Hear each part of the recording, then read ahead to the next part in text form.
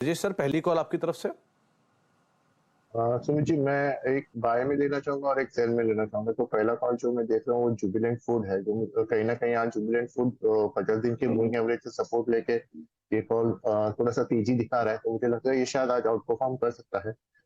Current price में मैं इसको बाय लेना चाहूंगा। ये 535 का जो प्राइस चल रहा है उसमें मेरा बाय सेटअप रहेगा। और जो इसमें जो टारगेट देख रहा हूँ वो है करीब करीब इसका टारगेट है 568 का टारगेट रहेगा और 525 के स्टॉप लॉस से मैं इसका लॉन्ग लेना चाहूँ। तो जुबिलेंट फूड का आज नंबर्स भी हैं। 558 रुपए के टारगेट्स के लिए आप लॉन्ग साइड पे देख सकते हैं। 535 के आसपास कामकाज कर रहा है। एक स्पाइक आया 568, माफ कीजिएगा। इसके टारगेट्स के लिए आप खरीदारी करेंगे। 525 का एक स्टॉप लॉस मेंटेन करके आप खरीदारी करके चल सकते हैं जुबिलेंट फूड के अंदर। तो ये एक और राय जो कि ब्रजेश सर की तरफ से आई। डे हाई पर जुबिलेंट फूड ऑलरेडी कामकाज करता हुआ आपको दिखाई पड़ेगा।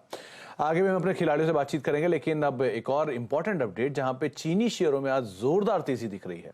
इंटरनेशनल मार्केट में कीमतें बढ़ने से चीनी शेयरों की मिठास पड़ी है। चीनी शेयरों में क्यों है तेजी, इस पर बातचीत कर लेते हैं। मनीषा हमारे साथ मौजूद भी हैं। मनीषा मैम, 12 साल के ऊपरी स्तरों पर चीनी के प्राइसेस ग्लोबली पहुंच गए। वो ब्राजील का भी एक इम्पैक्ट आप कह सकते हो। कैसे रीड कर रहे हो आप चीनी की इस मिठास को? अच्छी खासी मीठी होती हुई तो नजर आई ही है। जैसे आपने कहा कि रॉ शुगर प्राइसेस अंतर्राष्ट्रीय बाजारों में 12 साल के हाईज पर हैं। हमने 27 सेंट प्रति पाउंड के प्राइसेस यहां पर बनते हुए देखे हैं।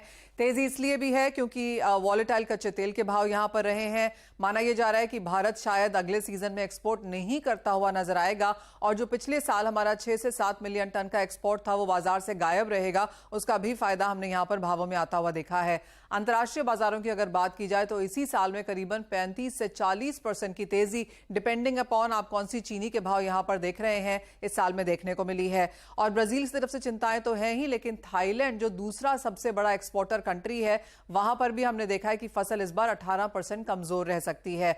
इसके अलावा अगर आप ब्राजील के एथेनॉल के भाव देखें तो वो 3 महीने के हाईज पर है। उसका भी फायदा यहां पर होता हुआ नजर आया है।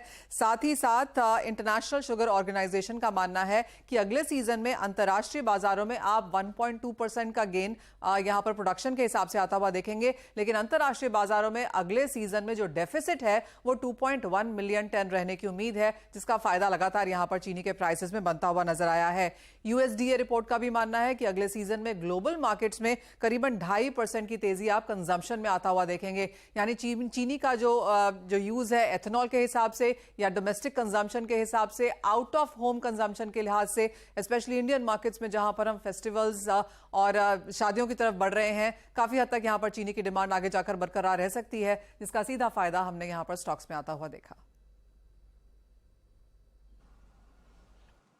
फैक्ट स्टॉक्स में रिएक्शन भी है, बढ़िया तेजी देखने को मिल रही तमाम चीनी शेयरों में, और मल्टीपल ट्रिगर जो कि मनीषा मैम आपको हाईलाइट भी कर रहे थे। बहुत बहुत शुक्रिया मैम हमारे साथ मौजूद रहने के लिए और बातचीत करने के लिए इस इंपॉर्टेंट ट्रिगर, इंपॉर्टेंट अपडेट को लेकर भी। एक ब्रेक का वक्त हो गया, ब्रेक के बाद लौटते हैं। तीनों खिलाड़ी हमारे साथ मौजूद हैं, उनसे हम आगे बातचीत जारी रखेंगे। 3 कॉल्स, मतलब एक कॉल तीनों की पेंडिंग है, उस पर भी चर्चा करते हैं छोटे से ब्रेक के बाद।